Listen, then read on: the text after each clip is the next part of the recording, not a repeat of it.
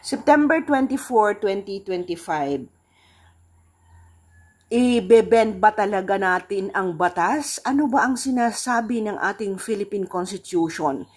Ito pong preamble ang ating anchor sa ating pagiging citizen ng Pilipinas. Kauna-unahang provision po ito ng Philippine Constitution na pinapag-memorize kahit sa 3rd grade na estudyante ng elementary.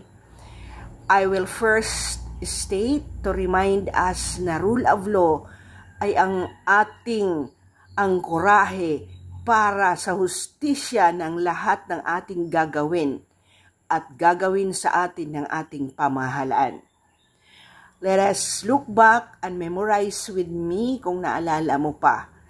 We, the sovereign Filipino people, imploring the aid of Almighty God, in order to build a just and humane society and establish a government that shall embody our ideals and aspirations, promote the common good, conserve and develop our patrimony, and secure to ourselves and our posterity the blessings of independence and democracy under the rule of law and a regime of truth.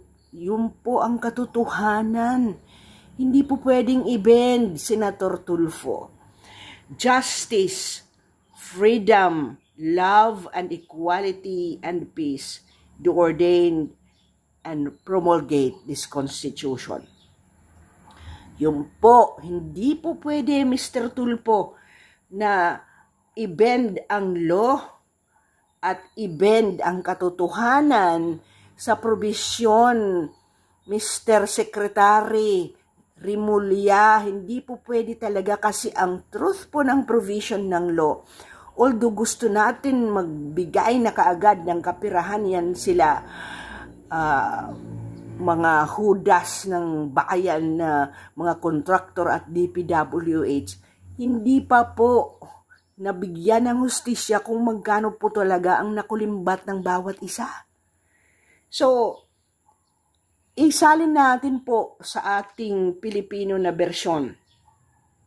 Kami ang nakapangyayaring sambayanan, Pilipino, na humihingi ng tulong sa makapangyarihang Diyos upang bumuo ng isang makatarungan at makataong lipunan at matatag ng isang pamahalaan nakakatawan sa aming mga mithiin at mga lunggatiin, magtataguyod ng kabutihan sa bawat isa, mga ngalaga at magpapaunlad ng aming kamanahan at titiyak para sa aming sarili at ang kanang susunod ng mga biyaya ng kalayaan at demokrasya sa ilalim ng pananaig ng batas at ng pamamahalang puspos ng katotohanan, katarungan, kalayaan, pag-ibig, pagkakapantay-pantay at kapayapaan ay naglalagda at naghahayag ng konstitusyong ito. Parang wala na yata sa ayos kayo. Ano ba yan? Di ba? Talagang ibebend nyo ba talaga ang batas? Ikaw, Rimulya, binend mo ng batas, dinala mo na si FPRD sa The Hague, according din sa yung batas. So, ayan, lahat na nagbebend ng batas. Tingnan mo yung mga batang itim na ikinokonek ninyo kay Sara Duterte. Naglarak-larakan po, scandalously, divide ng pera na bayad sa kanila sa pag-organize kunyari sa Luneta. The exact amount of illegal insertions in 2024 budget, diba, ay nasa inflated flood control spending lamang po ang pinag-uusapan natin, na from 100 million sa NEP ay naging 1.6 billion in the final appropriation. Sa 2025 budget, 194 billion worth of line items citing inconsistencies. Ang 800 billion po na worth of insertions or adjustment introduce ng lawmakers after the President's veto ay naging 757 billion in budget adjustment sa SARO. So, ang total insertions po sa 2025 ay 783 billion. Ngayon, sa 2025 po, wala na daw pera. First quarter ng 2025 dahil sa eleksyon. Ginamit ng tudo-tudo at bonggang-bongga ang ating kapirahan at wala na namang pera, puro inutang. Ngayon bigla na nalalaman na ang PhilHealth ay talagang illegal po yung pagkuha nila. So ngayon, ibabalik po ng 60 billion na 80 man plus na billion yon, 89 billion. So ano ba talaga? Wala na talagang batas. And then you want people to, upload just because gusto nyo talaga ibalik na ang lahat ng kapirahan.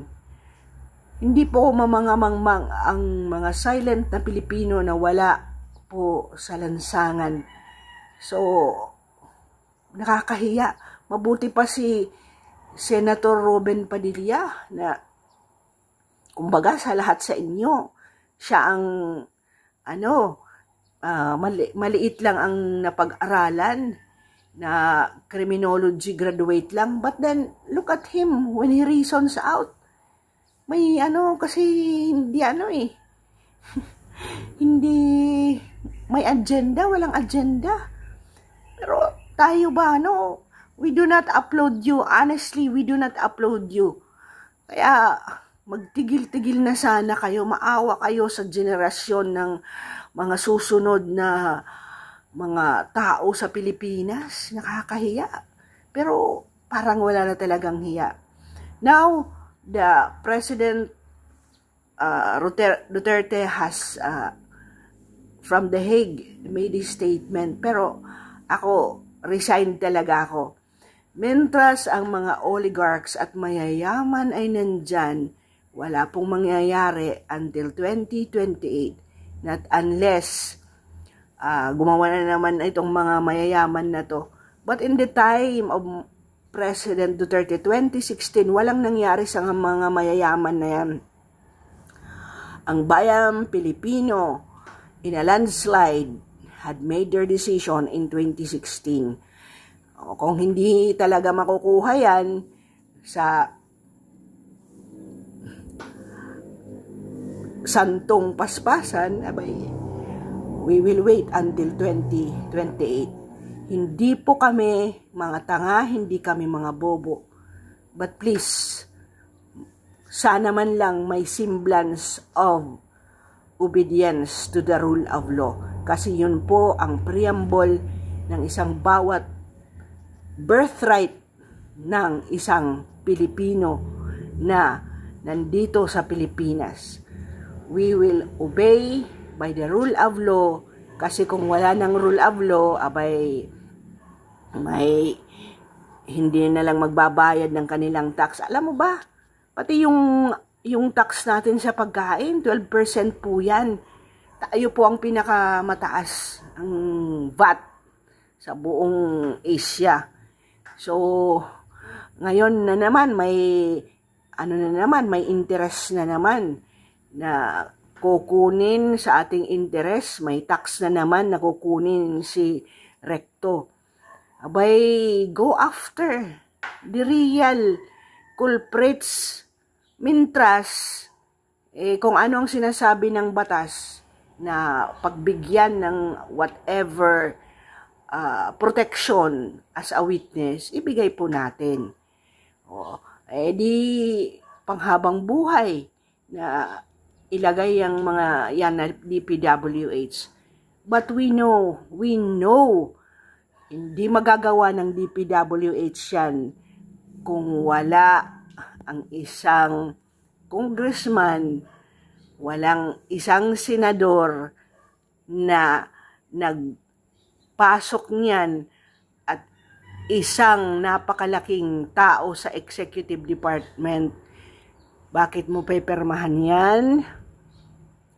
Si President Duterte noon, tinitingnan niya at tinatanggal niya talaga ang mga insertions na yan.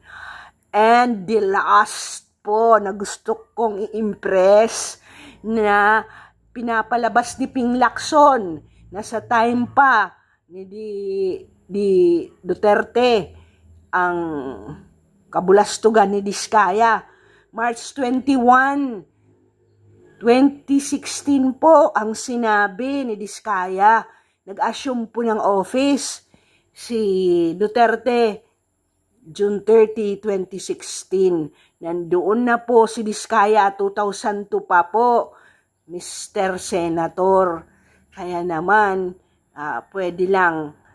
Kami po ay nagmamasid sa bawat statement and fact kuno na ini-state nyo. We are watching you closely.